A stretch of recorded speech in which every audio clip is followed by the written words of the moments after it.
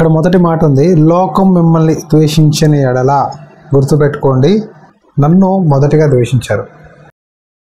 యేసుప్రభు నమ్ముకున్నాకండి, ముఖ్యంగా ఈ వాక్యం నేను ఎవరికి చెప్తున్నానంటే, మీరు ఎవరైతే యేసుప్రభుని అన్యులుగా ఉండి ప్రభువుని నమ్ముకున్నారో, ఎవరైతే వాక్యం చదువుతున్నారో, ఎవరైతే బాప్తిసం పొందారో, ఎవరైతే మందిరానికి వెళ్తారో, ఎవరైతే మీ బంధువులు అన్యులుగా ఉన్నారో, వాళ్ళు మొదట మిమ్మల్ని యేసుప్రభులోకి వచ్చాక మీ గురించి మాట్లాడే మాటలు, మీ గురించి మీ తప్పు లేకుండా మిమ్మల్ని చాలా చీప్గా, అవహేళనగా, చులకనగా మిమ్మల్ని దూషించడం, తిట్టడం, మిమ్మల్ని తృణీకరించడం, రిజెక్ట్ చేయడం, ద్వేషించడం, ఇవన్నీ మనం సాధారణంగా అందరి జీవితాల్లో ఎవరైతే అన్యులుగా ఉండి దేవుళ్ళు మారారో ప్రతి ఒక్కరి జీవితాల్లో ఈ సాక్ష్యం, ఈ మాటలు మనం చెప్తాం. మా ఇంట్లో మా బంధువులు ద్వేషించారు, నా ఇంటి వారే ద్వేషించారు, నా గురించి చెడ్డగా మాట్లాడుతున్నారు, నన్ను అర్థం చేసుకోవట్లేదు. చాలామంది ఈ మాట చెప్తారు. నేను నిన్న ఈ వాక్యం చదువుతూ బాధపడుతున్నా. ఏంటి ప్రభువా, ఎందుకు అందరూ తృణీకరిస్తారు, ఎందుకు అందరూ రిజెక్ట్ చేస్తారు, ఎందుకు మా జీవితాల్లో కొంతమంది బయటికి వెళ్ళిపోతారు, ఎందుకు నీలో సరిగా ఉంటారు ఎందుకు అని బాధపడినప్పుడు దేవుడు మాట చెప్పాడు నాతో, మాటతో బలపరిచారు. లోకం మిమ్మల్ని ద్వేషిస్తే గుర్తుపెట్టుకో, మొదట నన్ను ద్వేషించింది. మొదట నేను అనుభవించాకే నీ దగ్గరకు వస్తుంది ఏదైనా. మొదట యేసుప్రభు వారు అనుభవించాకే మన జీవితంలో ఏదైనా అనుమతిస్తాడు. మన దేవుడు అండి, మాట్లాడే దేవుడు. మన దేవుడు అందరికన్నా ఎక్కువ శ్రమలు పొంది ఆయన తను తాను రిక్టుగా చేసుకున్నాడు. మనం అనుకుంటాం దేవుడికి ఏం తెలుస్తుంది మన కష్టం అని, కానీ ఆయన అంటున్నాడు, మొదట నేను బాధపడినంతగా, రక్తం కారేంతగా నేను ప్రయాసపడ్డాను, నా అంతగా నువ్వు కూడా పొందలేదు. నేను మొదట అన్నీ రుచి చూసి వచ్చాను, కష్టాలు, బాధలని. ఎందుకు ద్వేషిస్తారు అంటే, మీరు కనుక లోకానికి సంబంధులు అయితే వాళ్ళు మిమ్మల్ని ప్రేమిస్తారు, కానీ మీరు లోకం సంబంధులు కాదు, లోకంలోంచి నేను మిమ్మల్ని వేరు చేశాను కాబట్టి వాళ్ళు మిమ్మల్ని ద్వేషిస్తారు అని చెప్తున్నాడు. చూడండి, ఒకప్పుడు మీరు అన్యులుగా ఉన్నప్పుడు, దేవుడిని నమ్మనప్పుడు, మీరు వాళ్ళతో సినిమాలకు వెళ్తారు, పెళ్ళిళ్ళకి వెళ్తారు, ఫంక్షన్కి వెళ్తారు, ఎక్కడ రమ్మంటే అక్కడికి వెళ్తారు, అన్నిట్లో పాల్గొనేవారు. కానీ మీరు ప్రభువుని నమ్ముకున్నాక ఇవన్నీ చేయకూడదు, దేవుణ్ణి వదిలి సినిమాలు చూడకూడదు, సీరియల్స్ చూడకూడదు, పనికి వాళ్ళతో మాట్లాడకూడదు, అంటే వ్యర్థమైన మాటలు మాట్లాడకూడదు, దూషించకూడదు, ఇవన్నీ దేవుడు మాట చెప్తున్నాడు నియమాలు. దయచేసి సినిమాలు చూడొద్దు, సీరియల్స్ చూడొద్దు, లోక సంబంధమైన విషయాలు చూడొద్దు, ఎక్కువగా ఈ ఫోన్లు పట్టుకొని న్యూస్ చూడాలి, తెలుసుకోవాలి ఏం జరుగుతుందో, కానీ రోజంతా న్యూస్లోనే కూర్చోకూడదు. సో చాలామంది దేవుడిని నమ్ముకొని కూడా అన్యుల్లాగా ప్రవర్తిస్తారు.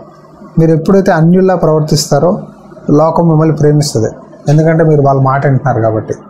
కానీ ఎప్పుడైతే మీరు అన్యుల్లాగా ఉండకుండా, నేను సినిమాలు చూడను, సీరియల్స్ చూడను, నేను వాక్యం వింటా, ప్రార్థన చేస్తా, దేవుడి మాట వింటాను, దేవుడితో గడుపుతాను, మందిరానికి వెళ్తాను, ఉపవాస ప్రార్థన చేస్తాను అని ఎవరైతే ఇలా తీర్మానం చేసుకుంటారో వాళ్ళ జీవితాల్లో ఖచ్చితంగా, అంటే నిజంగా చెప్తున్నా, వాళ్ళ జీవితాల్లో కొన్నిసార్లు వాళ్ళ ఇంట్లో ఉన్నవారే ద్వేషిస్తారు.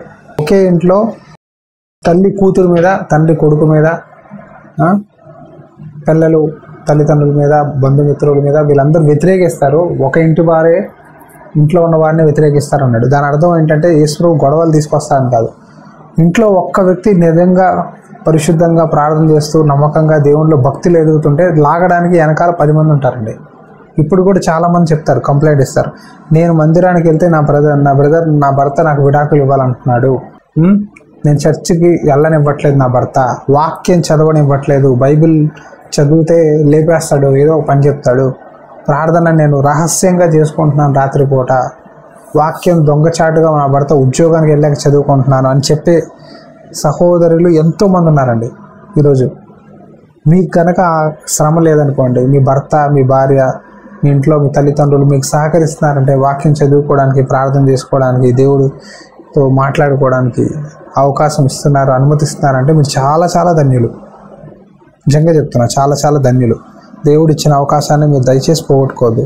చాలామందికి అవకాశాలు లేదు తెలుసా. దేవుడు గురించి తెలుసుకుందాము అన్నా, దేవుడి మాట విందాం అన్నా సరే చాలామందికి అవకాశాలు లేదు. కొంతమంది చెప్తూ ఉంటారు, నాకు ప్రార్థన కూడా చేసుకోవడానికి టైం దొరకదండి, మా ఇంట్లో వాళ్ళందరూ తిరుగుతూ ఉంటారు అటు ఇటు, బైబిల్ తీస్తే ఏంటి ఇది ఎందుకు తీసావు, ఇది ఎందుకు చదువుతున్నావు అంటారు. చాలామంది బాధపడే వాళ్ళు ఉన్నారండి. ఇంకా ప్రభువు కొరకు తన భక్తిని కాపాడుకోవాలి, విశ్వాసంలో ఎదగాలని పోరాటం చేసేవాళ్ళు చాలామంది ఉన్నారు. ఒకవేళ మీరు ఇప్పుడు క్రైస్తవులు కొన్ని సంవత్సరాల నుంచి క్రైస్తవులుగా ఉండి దేవుడు వాక్యం చదువుతూ చర్చికి వెళ్తున్నారంటే మీరు దయచేసి ఈ ఇచ్చిన అవకాశాన్ని, భాగ్యాన్ని దయచేసి మర్చిపోవద్దు.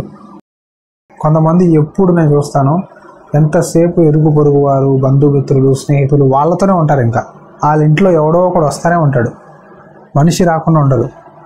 అలాంటి వాళ్ళు ఎప్పుడు దేవుని సంతోషపెట్టలేరు. అందుకే ఇక్కడ చెప్పాడు, మీరు లోక సంబంధులు కారు. మీరు లోక సంబంధులు అయితే వాళ్ళ లోకం మిమ్మల్ని ప్రేమిస్తుంది. ఎప్పుడు మీ ఇంట్లో మనుషులు ఉంటారు. మీరు దేవుని పిల్లలు గారనుకోండి, మీ ఇంటికి ఎవ్వరు రారు. మీరు దేవుని నమ్ముకుంటే, ప్రార్థన చేసే వాళ్ళైతే, వాక్యం చదివే వాళ్ళైతే మీ ఇంటికి ఎవరు రాడు. మీతో 4 మాటలు మాట్లాడితే భయపడతారు. అమ్మో వీడు దేవుడి గురించి చెప్తాడు, అమ్మో వీళ్ళు ప్రార్థన చేసుకుంటారు, అమ్మో వీళ్ళు చర్చికి వెళ్తారు, వీళ్ళు ఎప్పుడు బయటికి వెళ్దామన్నా సరే ఈరోజు ఆదివారం చర్చికి వెళ్ళాలంటాడు లీవ్ ఉంటే, శుక్రవారం సాయంత్రం బయటికి వెళ్దాం పార్టీకి రా అంటే ఉపవాస ప్రార్థన చర్చికి వెళ్ళాలంటాడు అని చెప్పి భయపడి మీ దగ్గర రారు. అదే మీరు లోక సంబంధులు అనుకోండి, ఒక సినిమాకి వెళ్దాం రా, వీకెండ్ కదా, ఆదివారం బయట షాపింగ్ మాల్కి వెళ్దాం రా, కొత్తగా షాపింగ్ మాల్ పెట్టారు, బట్టలు ఆఫర్లో ఉన్నాయంటే మీరు పరిగెత్తారనుకోండి, అప్పుడు లోకం మిమ్మల్ని బాగా ప్రేమించి లోకస్తులు మీతో మంచిగా ఉంటారు. అదే మీరు వాళ్ళ మాట అనకుండా, లేదు నాకు దేవుడే ముఖ్యం, నేను ఈ సమయంలో రాను, ఇది నాకు దేవుడితో ఉండే సమయం, ఆదివారం మందిరం నాకు ముఖ్యం, చర్చికి వెళ్ళాలి, దేవుని మాటలు వినాలి, ఈరోజు మా పాస్టర్ గారు ఉపవాస ప్రార్థన పెడుతున్నారు, ఈరోజు బైబిల్ స్టడీ పెడుతున్నారు, ఈరోజు యూత్ మీటింగ్ పెడుతున్నారు, నేను వెళ్ళాలి అని ఎవరైతే తీర్మానించుకొని లోకానికి వేరయ్యి తమను తాము ప్రత్యేకపరుచుకుంటారో వాళ్ళని లోకం ద్వేషిస్తుంది. అంతేగాని లోకంతో ఎమ్మతం సమ్మతం అని కలిసే వారిని ఎప్పుడు లోకం ద్వేషించదు. లోకం వాళ్ళని కలుపుకుంటుంది, ఇంకా జాయిన్ చేసుకుంటుంది పాపంలోకి. అందుకే అన్నాడు ఆయన, మీరు లోక సంబంధులు అయితే వాళ్ళు మిమ్మల్ని ప్రేమిస్తారు, కానీ మీరు లోక సంబంధులు కారు, నేను మిమ్మల్ని ఏరుకున్నాను. చూసాను అంటే ఏంటి, ఆయన ఏరాడండి. ఆయన రాత్రంతా ప్రార్థన చేసి పొద్దున్న రాగానే 12 మంది శిష్యులను ఆయన ఎంచుకొని అపోస్తులుగా నియమించాడు. ఈరోజు మిమ్మల్ని దేవుడు ఆయన పిల్లలుగా, కుమారులుగా, కుమార్తెలుగా ఎంచుకున్నాడు, ఆయన విశ్వాసులుగా. కాబట్టి ఆ పిలుపుని దయచేసి మర్చిపోకూడదు. దేవుడు ఎక్కడి నుంచి మీరు ఎలా ఉండేవారు, ఎలా తీసుకొచ్చి, ఎలా ఆశీర్వించి, ఎలా మిమ్మల్ని ఇప్పుడున్న పరిస్థితి ఏంటో ఎప్పుడు మన పాత జీవితాన్ని మర్చిపోకూడదు. కృతజ్ఞతలయ్యి తగ్గించుకొని దేవుని ఎందుకు ఎప్పుడు విధేయతతో నడుచుకోవాలి. ఎప్పుడు లోక స్వభావాన్ని, లోక ఆలోచన, లోక పద్ధతులు మన విశ్వాస జీవితంలో తీసుకురాకూడదు. అందుకే ఆయన అన్నాడు, గుర్తుపెట్టుకో, దాసుడు యజమాని కన్నా గొప్పవాడు కాదు. వాళ్ళు నన్ను దూషిస్తే నిన్ను కూడా దూషిస్తారు. వాళ్ళు నా మాట వింటే నీ మాట కూడా వింటారు. చాలాసార్లు నాకు ఈ ప్రశ్న వచ్చేది, నేను దేవుని సేవ చేస్తున్నప్పుడు, కొంతమందితో మాట్లాడినప్పుడు, కొంతమందికి ఎన్నిసార్లు చెప్పిన మందిరంలో ఎక్కడైనా వాక్యాల్లో నా దగ్గరకు వచ్చి కౌన్సిలింగ్ అడుగుతారు, వ్యక్తిగతంగా ఫోన్లు చేసి కొంతమంది హిందీ వారు ఎంత చెప్తే అడుగుతారు, ఎన్ని విషయాలు చెప్తాను, అది కరెక్ట్ కాదు బ్రదర్, ఇది దేవుడి చిత్తం కాదు, ఇలా ఉండకూడదు, ఇలా ఉండాలి. ఎంత చెప్పినా మరలా కుక్క తన వాంతికి తిరిగినట్టు మరలా అదే పాపంలో, మరలా అదే జీవితం జీవించినప్పుడు మారాలని నేను ఇంత ప్రార్థన చేసి ఇన్ని చెప్పాక మరలా అదే పాపంలో పడిపోయి ఇష్టానుసారంగా ఉండి దేవుడితో తిరుగుబాటు చేస్తుంటే, దేవుని పిల్లలతో నాకు చాలా బాధ అనిపించేది. ఏంటి ప్రభువా, నేను నీ మాటలేగా చెప్పాను, వాళ్ళు బాగుపడాలనేగా చెప్పాను, ఎందుకు ఇలా ఉన్నారు మనుషులు అని బాధపడ్డప్పుడు దేవుడు నాతో ఈ మాట ద్వారా మాట్లాడాడు. 20వ వచనంలో, దాసుడు యజమాని కన్నా గొప్పవాడు కాదు, వారు నన్ను దూషించిన ఎడల మిమ్మల్ని కూడా దూషిస్తారు. వారు నా మాటలు వింటే మీ మాటలు కూడా వింటారు. మన మాటలకి లెక్క చేయట్లేదంటే, విలువ ఇవ్వట్లేదంటే, లోపడట్లేదు, వినట్లేదంటే మనలో లోపం కాదండి, వాళ్ళకి దేవుడు మాటలు ఇష్టం లేదు. వాళ్ళు మనల్ని దూషించట్లేదు, మనల్ని రిజెక్ట్ చేయట్లేదు, దేవుడు మాటలు రిజెక్ట్ చేస్తున్నారు, దేవుడి వాక్యాన్ని రిజెక్ట్ చేస్తున్నారు. నా మాటలు వాళ్ళు గై కొనకపోతే నీ మాటలు కూడా వినరు, నా మాటలు వింటే నీ మాటలు కూడా వింటారు, నన్ను దూషిస్తే నేను కూడా దూషిస్తారు. అదే దేవుడు చెప్తున్నాడు. నా నామంలో ఏం రాస్తుంది, 21వ వచనం దయచేసి చదవండి. పంపిన వారిని, దేవుడిని తెలుసుకోరు, వారు ఎరగరు, అందుకే అంట వాళ్ళు ఇలా చేస్తారంట. తండ్రిని, దేవుణ్ణి వాళ్ళు యాక్సెప్ట్ చేయరు, ఎరుగరు అంటే తెలుసుకోరు, ఎంత చెప్పినా అర్థం చేసుకోరు, మనసు హృదయాన్ని తెరవరు, అందుకే వాళ్ళు ఇలా ప్రవర్తిస్తున్నారు.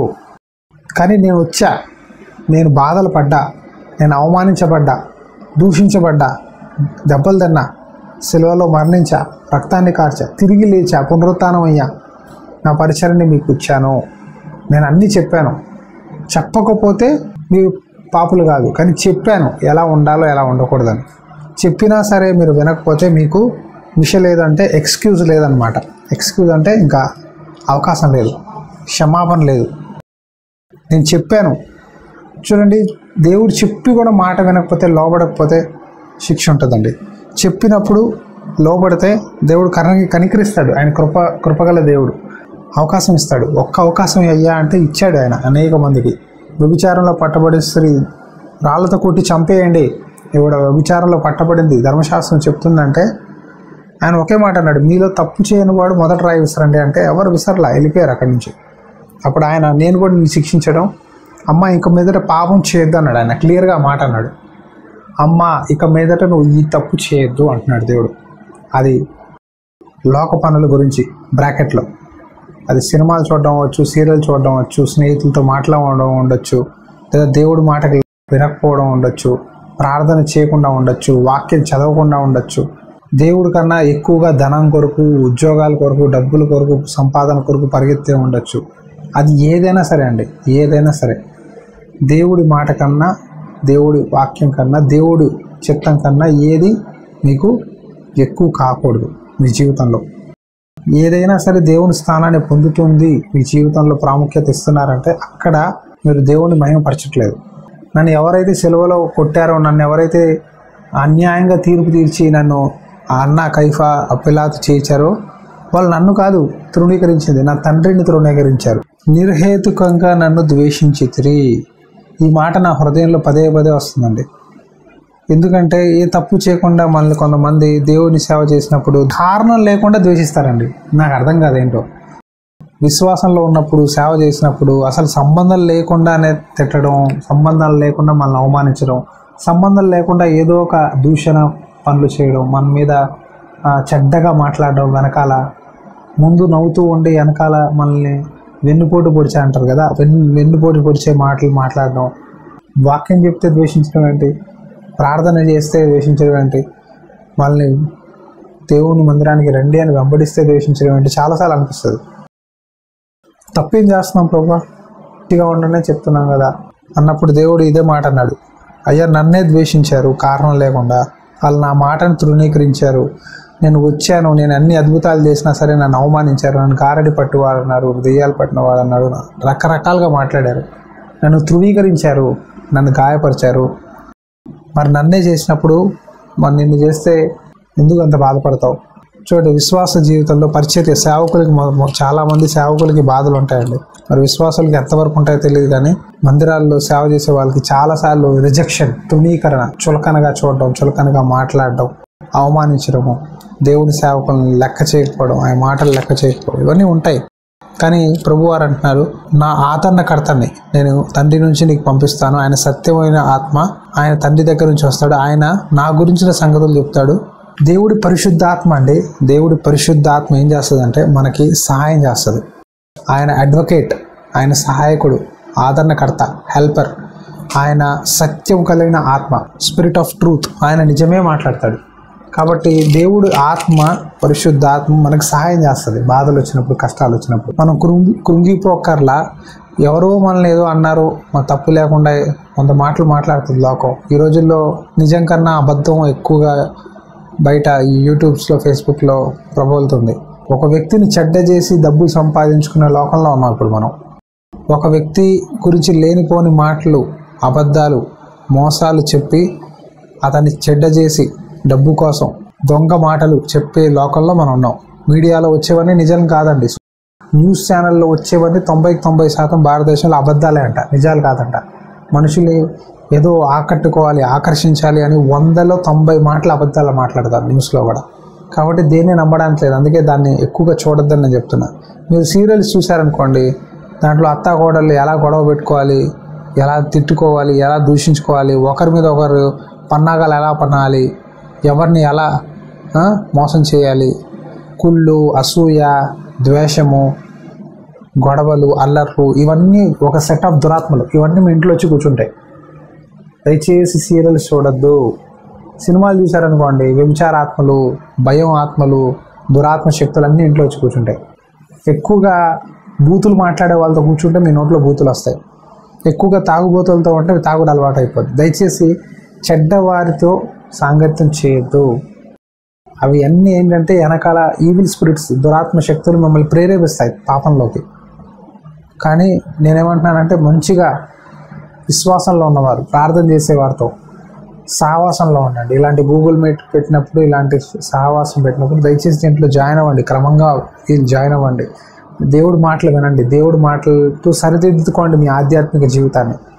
పరిశుద్ధాత్మ దేవుడు అండి వచ్చి డైరెక్ట్గా కొన్నిసార్లు మీతో మాట్లాడు, కొన్నిసార్లు ఇలా మీటింగ్ ద్వారా, ఇలాంటి మీటింగ్స్ ద్వారా, ఇలాంటి సేవకుల మాటల ద్వారా మీతో మాట్లాడతాడు. మిమ్మల్ని సరి చేసుకో, ఇది వద్దు, ఇది చేయొద్దు ఆయన చెప్తున్నాడు కదా విను అని మీ మనసులో ప్రేరేపణ ఇచ్చేది పరిశుద్ధాత్మ దేవుడు. ఈ మాటలు చెప్పించేది మా ద్వారా పరిశుద్ధాత్మ దేవుడు. కాబట్టి పరిశుద్ధాత్మ ప్రేరేపణకి లోబడాలి. ఆయన నిజమే మాట్లాడతాడు. లోకానికంటే నిజం అనేది నచ్చదు, అబద్ధం అంటే ఇష్టం. నిజం చెప్తే అస్సలు నచ్చదు. నిజం చెప్తే కోపం వస్తుంది. నిజం చెప్తే వేరైపోతారు. నిజం చెప్తే దూరం అయిపోతారు. పరిశుద్ధాత్మ దేవుడు యేసు ప్రభు గురించిన మాటలు మాట్లాడతాడు. ఆయన మీ జీవితంలో జరగబోయే చెప్తాడు, అబద్ధాలు మాట్లాడు. కాబట్టి ఆయన చెప్పిన మాటలు మనం ప్రకటించాలి. ఆయన మనతో ఉంటాడు. జీవితంలో గుర్తుపెట్టుకోండి, ఎంత దూషణలు వచ్చినా, ఎంత రిజెక్షన్ వచ్చినా, ఎంత అవమానాలు వచ్చినా దేవుడు నాతో ఉన్నాడు, క్రీస్తు నాలో ఉన్నాడు, యేసు ప్రభు నాతో ఉన్నాడు, ఆయన నా చెయ్యి విడిచిపెట్టలేదు. అందరూ వదిలే ఉండొచ్చు, అందరూ మీ గురించి చెడ్డగా మాట్లాడి ఉండొచ్చు, కానీ యేసు ప్రభు ఎప్పుడంటే మీ కొరకు చెడ్డగా మాట్లాడు, మిమ్మల్ని దూషించడు, మిమ్మల్ని అవమానించడు. ఎందుకంటే ఆయనకు మీరు ప్రియమైన కుమారులు, కుమార్తెలు. మీరు ఏ పరిస్థితిలో ఉన్నారో, మీరెంత బాధపడుతున్నారో ఆయనకు తెలుసు. ఆయన మిమ్మల్ని ప్రేమించే దేవుడు, ఆయనకు అన్నీ తెలుసు. కానీ మనమే అనుకుంటాం, ఏంటి ప్రభువా, ఏంటి ప్రభువా, ఎందుకయ్యా, నాకే ఎందుకయ్యా అని మీరు ఏడిస్తే ఆయన అంటాడు, నా కుమారుడా, నా కుమార్తెని బాధపడద్దు, నాకు తెలుసు నువ్వు ఏ పరిస్థితిలో ఉన్నావు, నేను చూస్తున్నానుగా, నాకు అర్థమవుతుంది, నేను కూడా ఎన్నో ఇలాంటివన్నీ చూశానమ్మా, నువ్వు బాధపడద్దు, నేను చాలా ప్రేమిస్తున్నాను, ఇదిగో నా పరిశుద్ధాత్మని నేను నీ దగ్గర పంపిస్తున్నాను. నా పరిశుద్ధాత్మ దేవుడు ఆయన నా గురించిన విషయాలు చెప్తాడు. నేను ఎలా ఇవన్నీ దాటుకొని వచ్చానో అవన్నీ నీకు నేర్పిస్తాడు, నువ్వు బాధపడద్దు అని. పరిశుద్ధాత్మ దేవుడు ఆదరణకర్త, మనల్ని బలపరుస్తాడు, మనకు సహాయం చేస్తాడు. కొన్నిసార్లు మనం కృంగిపోయినప్పుడల్లా ఆయన అంట మనకు తెలియదంట, ప్రార్థన కొన్నిసార్లు నోట్లో రాదండి. బాధ వచ్చినప్పుడు, వేదన వచ్చినప్పుడు తట్టుకోలేని నోటి మాటలు వచ్చే నొప్పి ఉంటుంది, భయంకరంగా ఉంటుంది. మనిషి కొట్టడం కన్నా నోటి మాటలు చాలా ఇబ్బందిగా ఉంటాయి. అలాంటి మాటలు మీరు తప్పు లేకుండా యథార్థంగా ఉండి మీరు నమ్మకంగా ఉన్నా సరే మిమ్మల్ని అన్నప్పుడు, ఆ మాటలు విన్నప్పుడు తట్టుకోలేక మీరు నన్ను అపార్థం చేసుకుంటున్నారే అని ఆ నిరాశ, నిస్పృహ, ఎందుకు ఇంకా దేవుడి కోసం భక్తి చేసి నేను ఎంత బాగున్నా ఎంతమంది అంటున్నారే అన్నప్పుడు మీరు ఏడిసినప్పుడు అప్పుడు ప్రార్థనలు రావు. మౌనంగా ఉండిపోతాం. మౌనంగా ఉండి కళ్ళు మూసుకొని దేవుని సన్నిధిలో ఉన్నప్పుడు అది కూడా అప్పుడు పరిశుద్ధాత్మ దేవుడు మీ పక్షాన చెప్పలేని మూలులతో, నమ్మసక్యంగా చెప్పలేని కొన్ని మూలుగులు వస్తాయి. ఏంటిది అయ్యా, ఎప్పుడయ్యా, ఎందుకయ్యా, నేనేనా అని బాధపడుతున్న నోట్లో మూలుగులు వచ్చినప్పుడు ఆ మూలుగే ప్రార్థన అయిపోద్ది. ఆ మూలుగులోంచి వచ్చి కొన్ని మాటలు పరిశుద్ధాత్మ దేవుడు మీకు సహాయం చేస్తాడు. మీ పక్షాన తండ్రితో, దేవునితో మాట్లాడతాడు. హల్లెలూయా. కాబట్టి గుర్తుపెట్టుకోండి, పరిశుద్ధాత్మ దేవుడు మీతో ఉన్నాడు. దయచేసి పరిశుద్ధాత్మని నిర్లక్ష్యపరచొద్దు. పరిశుద్ధాత్మ గురించిన ప్రసంగాలు జాగ్రత్తగా వినండి. ఆత్మని ఆర్పొద్దు. పరిశుద్ధాత్మ దేవుని శక్తి లేకపోతే మనం ఈ లోకంలో దేవుడిలో మనం ముందుకు కొనసాగలేము. ఆత్మలో ఉంటేనే, అభిషేకించబడితేనే, దేవుడితో అంటగట్టబడి ఉంటేనే మనం దేవుడిలో ముందుకు వెళ్ళగలం. ఎన్ని పోరాటాలు వచ్చినాయి. కాబట్టి పరిశుద్ధాత్మలో ప్రార్థన చేయండి, మంచి విశ్వాసం కలిగి ఉండండి. ఈ మాట చెప్పి నేను ప్రార్థన చేసి ముగిస్తాను. యూదా పత్రిక 1వ అధ్యాయము 18 నుంచి 20 వచనాలండి. అంత్య దినాల్లో ఎలా ఉంటారంట మనుషులు? భక్తిహీనులైన దురాశంతో, చూడండి, భక్తిహీనులుగా ఉండి తమ సొంత శరీర కోరికలతో, దురాశలతో, ఆత్మ లేని వారు. ఈరోజు క్రైస్తవత్వంలో అంటే ఈ 2 రకాల మనుషులు ఉన్నారు. ఒకరు పరిశుద్ధాత్మతో అభిషేకించబడిన వారు ఉన్నారు, వెలుగు కలిగి ఉన్నవారు ఉన్నారు. కొంతమంది ఆత్మ లేని వారు, శరీర క్రియలతో దేవుని సంతోషపెట్టాలి, ఆచారంగా ఏదో చేయాలి, ఏదో మందిరానికి వెళ్ళామా, పాస్టర్ గారి ముందు అటెండెన్స్ చేయించుకున్నామా, కానుకేసామా, ఇంటికి వచ్చామా, మళ్ళీ మన ఇష్టానుసారంగా జీవిద్దామా అనే వాళ్ళు ఉన్నారు. అలాంటి వారు ఆత్మ లేనివారు. ఆత్మ ఉన్న వాళ్ళు శరీర కార్యాలని, శరీరాన్ని, లోకాన్ని సంతోషపెట్టలేరు. అందుకే అంటున్నాడు 20వ వచనంలో, ప్రియులారా మీరైతే మిమ్మల్ని మీరు పరిశుద్ధమైన విశ్వాసంలో పరిశుద్ధాత్మలో ప్రార్థన చేయొచ్చు. ఈ 2 మాటలు గుర్తుపెట్టుకోండి. మీ విశ్వాసం బలంగా ఉండాలంటే మీరు పరిశుద్ధాత్మలో ప్రార్థన చేయాలి. దేవుని ప్రేమలో మిమ్మల్ని మీరు ఏం చేయాలంట? కట్టుకోవాలంట. మిమ్మల్ని మీరు దేవుని ప్రేమలో కట్టుకున్నట్టు ఆయన కృప కొరకు, కనికరం కొరకు కనిపెట్టాలి. నిత్య జీవ వారసులు అవ్వడానికి, పరిలోక వారసులు అవ్వడానికి ప్రభువులు మనం పిలిచారండి. దయచేసి ప్రార్థన చేసినప్పుడు ఆత్మతో ప్రార్థన చేయండి, పరిశుద్ధాత్మతో ప్రార్థన చేయండి. దేవుడు అన్ని భాష వరం ఇస్తే అన్ని భాష వరంలో స్తుతించండి. లేదంటే మీరు నోటితో ప్రార్థన చేయగలరు ఎక్కువసేపు అంటే ఎక్కువసేపు ప్రార్థన చేయండి. అందరి కొరకు ప్రార్థించండి. దేవుడు కొంతమందిని జ్ఞాపకం చేస్తారు, వాళ్ళందరి కొరకు ప్రార్థన చేయండి. సేవ చేసే వాళ్ళ కొరకు, మాలాంటి వాళ్ళ కొరకు ప్రార్థన చేయండి. మీ ఇంటి వారి కొరకు, ఎవరి గురించి ప్రేరేపిస్తే వాళ్ళందరి కొరకు ప్రార్థించండి. ఎప్పుడైతే మీరు విశ్వాసంతో మంచి హృదయం కలిగి వేరే వాళ్ళ గురించి ప్రార్థిస్తారో దేవుడు మీ అవసరతలన్నీ తీరుస్తాడు. కాబట్టి మనం ఇతరుల గురించి ప్రార్థన చేయడం చాలా మంచి అలవాటు. చేయండి. వేరే వాళ్ళ గురించి చేసినప్పుడు దేవుడు మీ అవసరతలు తీరుస్తాడు. విశ్వాసంగా ఉండండి, మంచిగా ప్రార్థన చేసుకోండి, ఆత్మలో బలపడండి. దేవుల్లో ఒక్కొక్క మెట్టు అండి ఎదుగుతూ ఉండాలి. మనం ఎప్పుడు గుర్తుపెట్టుకోండి, ఒక్కొక్క మెట్టు ఎదగాలి, ఎదుగుతూ ఉండాలి. ఈరోజు నేను బాగున్నానని రేపు నా ఇష్టానుసారంగా ఉంటానని కాదు. ప్రతిరోజు మనం మళ్ళీ పరిశీలించుకోవాలి, ఆత్మలో పరిశీలించుకోవాలి. దేవుడితో నాకు తగిన సంబంధం ఉందా? మనం సరిగా ప్రార్థన చేయకపోయినా, వాక్యం చదవకపోయినా మన హృదయంలో మన ఆలోచనలు, మన తలంపులు ఇమీడియట్గా చెప్తాయి. అలారం అంటారు కదా, డేంజర్. ఏదో కూలిపోయినట్టు, ఏదో తప్పు చేసినట్టు, ఏదో నిరాశ, ఏదో కలవరంగా ఉంటుంది. ఎప్పుడైతే మనం వాక్యం బాగా చదువుతామో, ప్రార్థన బాగా చేస్తామో, ఆ రోజు దేవునితో తగిన సమయం గడుపుతామో ఎంతో ఎనర్జెటిక్గా, ఎంతో ఉత్సాహంతో, ఎంతో ఒక మంచి కాన్ఫిడెన్స్తో ఉంటాం. అది దేవుడిచ్చేది. కాబట్టి ప్రతిరోజు సాధన చేయండి, భక్తి సాధన చేయాలి. సాధన అంటే తగిన సమయం దేవుడితో కూర్చోవాలి. పొద్దున్న రాత్రి మీకు వీలైనప్పుడల్లా, పొద్దున్న రాత్రి పడుకునే ముందు, పొద్దున్నే లేచిన వెంటనే కొద్ది సమయం వాక్యం చదువుట్లో, ప్రార్థించట్లో ఖచ్చితంగా గడపండి. దేవుడు సహాయం చేస్తాడు. కాబట్టి రిజెక్ట్ అయ్యాను అని బాధపడుతూ, రిజెక్ట్ అయ్యారంటే దేవుడు, మనుషులు మిమ్మల్ని తృణీకరిస్తున్నారు, మిమ్మల్ని మీ నుంచి దూరం వెళ్ళిపోతున్నారు, మిమ్మల్ని వేరు చేస్తున్నారంటే మీరు చాలా ప్రత్యేకమైన వారు దేవుడి దృష్టిలో. దేవుడే మిమ్మల్ని వేరు చేశాడు లోకం నుంచి. అందుకే వాళ్ళు మిమ్మల్ని ద్వేషిస్తున్నారు. దేశ ప్రభువునే ఆ కారణం లేకుండా ద్వేషించారు. కాబట్టి ఎప్పుడు మనుషులను బట్టి, మీ చుట్టూన్న పరిస్థితులు బట్టి నిరాశ చెందొద్దు. దేవుడు మిమ్మల్ని ప్రత్యేకపరిచాడు. ఒక ఉదాహరణ చెప్తానండి. ఇప్పుడు మీకు ఒక వజ్రాన్ని, కోహినూరు వజ్రం ఒకటి ఉంటుంది. ఆ వజ్రం అన్ని చోట్ల, ప్రతి ఇంట్లో, ప్రతి బంగారం కొట్లో ఉంటుందండి. ప్రతి ఇంట్లో ఉంటుందా? ఉండదు. అది ఒక మ్యూజియంలో ఉంటుంది. దాన్ని చూడడానికి మనం టికెట్ కొనుక్కొని వెళ్ళి చూస్తాం, కానీ దాన్ని మనం కొనుక్కోగలమా? దాన్ని మనం ఇంట్లో తెచ్చి పెట్టుకోగలమా? పెట్టుకోలేము. అది చాలా విలువైంది, దానికి ఎంతో ప్రత్యేకత ఉంది. అలాగే మిమ్మల్ని కలవాలంటే మనుషులు వెయిట్ చేయాలి. అలా దేవుడు మిమ్మల్ని చేయాలని కోరుకుంటున్నాడు. మీతో కలవాలని, మీతో మాట్లాడాలని జనాలు వెయిట్ చేసే విధంగా దేవుడు మిమ్మల్ని చేయాలనుకుంటున్నాడు.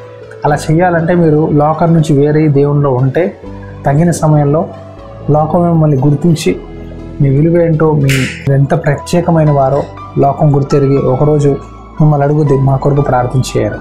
అలా దేవుడు మిమ్మల్ని దీవించాలని నేను మనస్ఫూర్తిగా కోరుకుంటున్నాను. ఈ సమయంలో కళ్ళు మూసుకుందాం, చిన్న ప్రార్థన చేసుకొని మీటింగ్ ముగించుకుందాం. కళ్ళు మూసుకోండి, ప్రార్థన చేద్దాం. మహాపరిశుద్ధుడా యేసయ్యా నీకు వందనాలు, పరిశుద్ధాత్మదేవ నీకు వందనాలు. ఈరోజు తృణీకరించబడ్డాము, అవమానించబడ్డాము, నిందించబడ్డాము అని బాధపడుతున్నారు. ఎవరైతే అయ్యో నేను దేవుడి కొరకు ఇంత భక్తి చేసి, ఇంత ప్రార్థించి, మనుషులు ఎందుకు నన్ను అర్థం చేసుకోవట్లేదు, నా ఇంటి వారే నన్ను ఎందుకు తృణీకరిస్తున్నారని బాధపడేవారు ఉన్నారు. నా దేవా, లోకం ఏమన్నా సరే నా యేసయ్య దృష్టిలో నేను ఎలా ఉన్నాను, నా ప్రభు నన్ను ఇష్టపడుతున్నాడా లేదా, నా ప్రభు ఏం చెప్తున్నాడు, అదే చేయుటకు మాకు మనసు దయచేయి ప్రభువా. ఈ వాక్యం ఎవరైతే వింటున్నారో వాళ్ళందరూ ఒక తీర్మానం చేసుకోవడానికి సాయం చేయి. నేను ప్రభువుకు నచ్చినట్టు జీవిస్తాను, పరిశుద్ధాత్మలో ప్రార్థిస్తాను, విశ్వాసాన్ని నేను కట్టుకుంటాను. ఎన్ని పోరాటాలు వచ్చి నేను నిరాశ చెందను, వెనక్కి వెళ్ళిపోను. దేవుడిలో నిలబడి దేవుడు చేసే గొప్ప కార్యాలు నా జీవితం ద్వారా సాక్ష్యాన్ని నేను ప్రకటిస్తాను. ప్రభువా నీకు వందనాలు. దయచేసి వీళ్ళందరినీ అభిషేకించి వాడుకో. అన్ని విధాలుగా వీళ్ళు దీవించి బలపరిచి నీ కృప చూపించమని నజరేయుడైన యేసుక్రీస్తు వారి పరిశునామములో అడుగుతున్నాము. అన్ని బంధకాలను విరగొట్టు ప్రభువా. దురాత్మ శక్తుల చేత విడిపించు ప్రభువా. ఎవరైతే అనారోగ్యంతో, ఆర్థిక సమస్యలతో, నిరుద్యోగ సమస్యలతో బాధపడుతున్నారు వాళ్ళందరినీ యేసుక్రీస్తు నామములో విడిపిస్తున్నాము తండ్రి. పరిశుద్ధాత్మ శక్తితో జీవించేటకు బలపడేటకు సహాయం చేయమని యేసు నామములో అడిగి వేడుకుంటున్నాం పరమ తండ్రి. ఆమేన్. ఆమేన్. తండ్రి యొక్క దీవెనయు, కుమారుని యొక్క కృపయు, పరిశుద్ధాత్మ ఆదరణకర్త అన్యోన్య సావాసం సన్నిధి సదాకాలం మీకు తోడై నడిపించును గాక. ఆమేన్.